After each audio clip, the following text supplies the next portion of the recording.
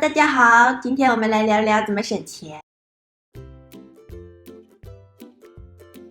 我是非常反对花非常多的时间去研究、去钻研怎么省钱。我想分享的是能够用不多的时间又比较轻松的方式省钱的几个习惯，因为毕竟钱没了还能赚，时间没了就真的没了。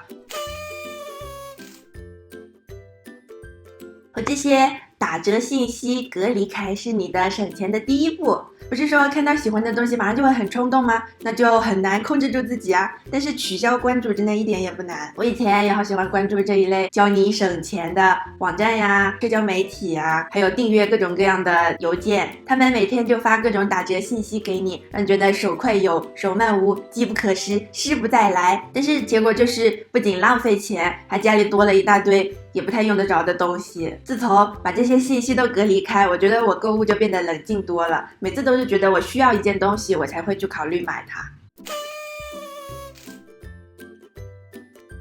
我在德国最爱用就是那个 Payback 积分卡。我有一次在和同事聊天，我们的同事就觉得每次购物那个收银员都会问我，你有 Payback 积分卡吗？就会觉得天哪，你看我像老人吗？他觉得只有老人会颤颤巍巍的掏出一张卡，哔刷一下，然后去积那些微不足道的分。其实我是挺反对这个想法的。首先，这个习惯养成其实非常简单，我不需要每天带着卡，我只要带着手机也可以积分，也可以刷卡。其次，如果好好利用的话，这个积分不是那么的微不足道。Payback 的伙伴涵盖衣食住行，很多情况都能用上，就包括买菜呀、买洗护用品或者加汽油什么之类的。而且经常可以有各种各样的多倍积分活动，只要比较机智的话，你可以一下子积很多分。最后其实积分还挺有用的，它能兑换不少东西。比如我们家厨房有好多厨房用品和小家电就是用积分兑换的，都是质量又好又很好用的东西。我们以后可以专门开一期讲一讲。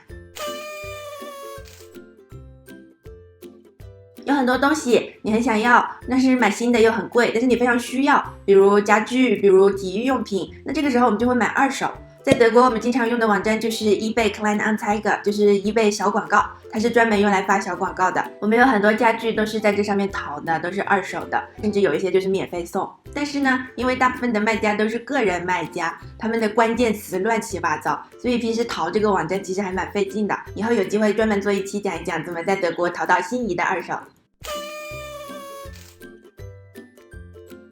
我们讲了几点，都是说怎么样在买东西的时候省钱，但其实把你家里不需要的东西给卖掉也非常有用。我主要还是利用 eBay Kleinanzeiger， 就是 eBay 小广告，卖掉家里一些不太用得着的一些小家具啊，或者小家电等等。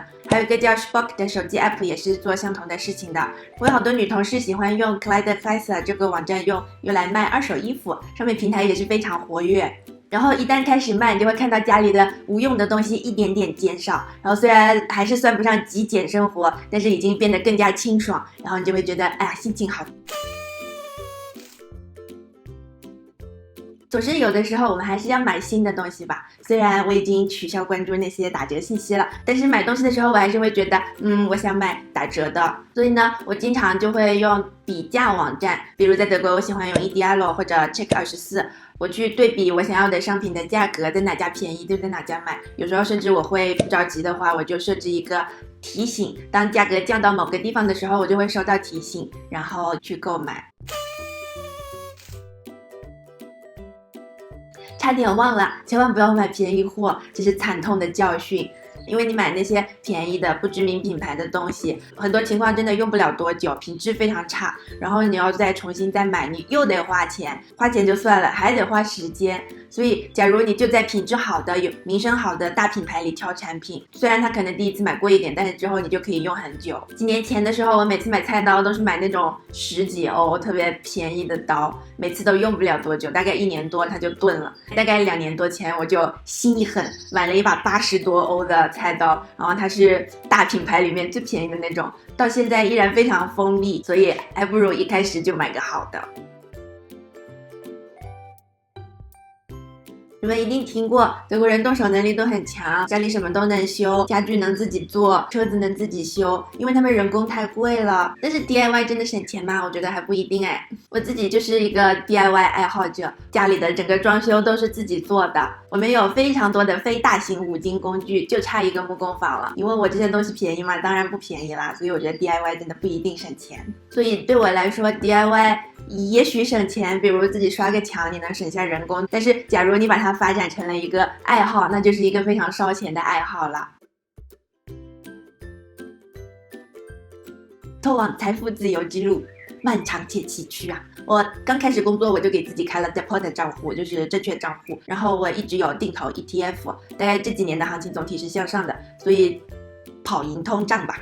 近2年开始，我也有投资个股，基本上只投自己比较了解的行业和公司，风险在控制范围以内。当然，最近的股市已经不是我们这种业余选手能够驾驭得了的了。除了这些投资以外，我们的收入大概有1/3会存下来，也算是一个应急基金吧。像现在的情况就蛮需要这个钱的，尽管我还没有彻底失业，而且就算我失业了，会拿到原工资60%的失业金，但手上有这些应急基金的话更安心一点。最后我们总结一下，今天介绍了6种非常容易养成的省钱的习惯，其中有好几个都能展开说出很多细节，这个我们以后与大家分享。很多我们的同龄人一旦失业就立即捉襟见肘，所以我们平时养成好习惯，有一定的积蓄还是蛮重要的。那今天的分享就到这里啦，喜欢的朋友欢迎订阅我的频道哦，祝大家健康。